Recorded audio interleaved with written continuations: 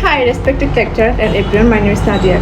Today I am going to present on the topic the foundation, approach, and the process of curriculum development.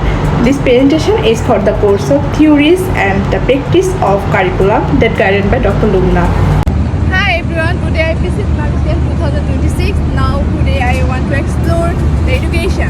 So education is not only also improved our knowledge but also it's improved our ability, enhances and so more. By the way, the Mahatma Gandhi states education is drawing out the skills of body, mind, soul, and the education should be holistic. Curriculum development. Curriculum development is important due to it also create by the method of education, teaching and learning process and it's also developed our society. For example, if a teacher wants to improve students' writing skills, the curriculum includes grammar, writing practice, and feedback activities. This shows how curriculum guides classroom teaching. Therefore, curriculum development is essential for meaningful and balanced learning. Curriculum comes from the Latin word currere, meaning a course to be done. It is the roadmap of education. Curriculum refers to all planned learning experiences like what we learn, how teachers teach, and how we are assessed.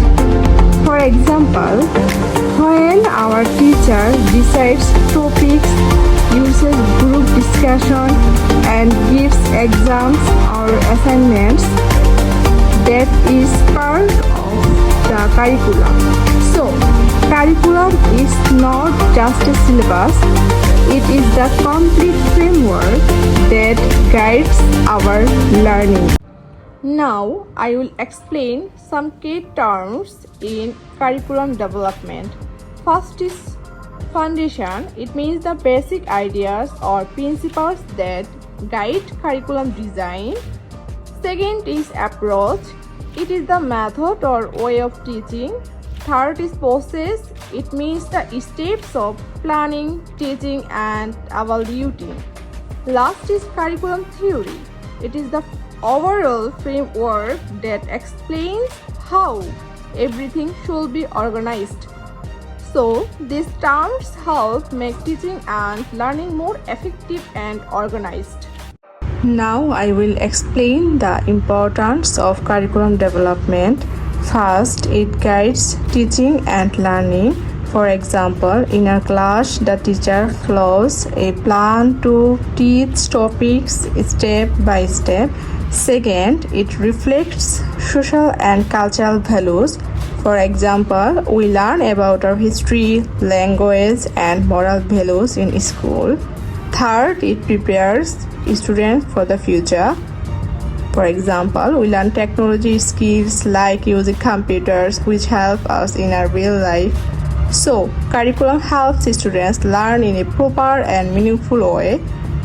In shortly, curriculum is the core of the whole education system. The foundations of curriculum development influenced by four main foundations. First, philosophical foundation. Second, psychological foundation. Third, sociological foundation. Fourth, historical foundation.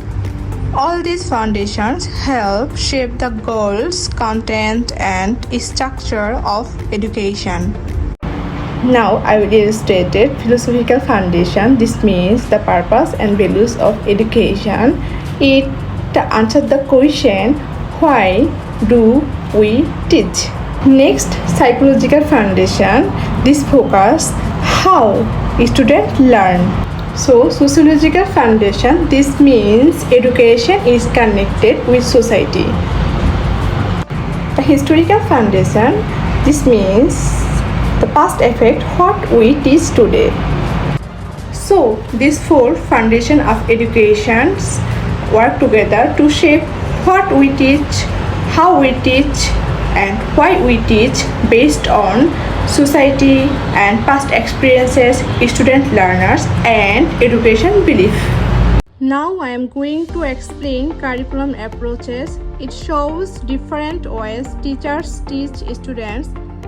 First, subject-centered approach. This focuses on academic subjects like math, science, and English. Second, learner-centered approach. This focuses on students' need and participation. Students are active in learning. Third, problem-centered approach. This focuses on solving real-life problems. Students learn by thinking and finding solutions.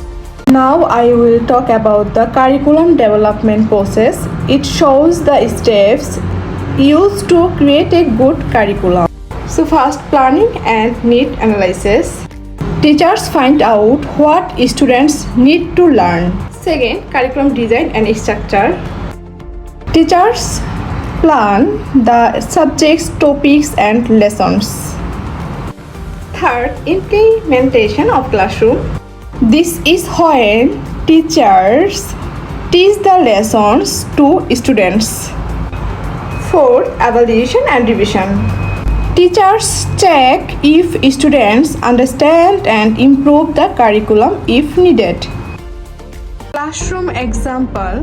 If students do not understand, the teacher changes the method or gives more practice. So, this step helps make the curriculum effective and useful for students. This is a short video included in the background of my presentation. It was taken at my university in Bangladesh, where I gave a brief presentation. Now I want to explore local application in Bangladesh.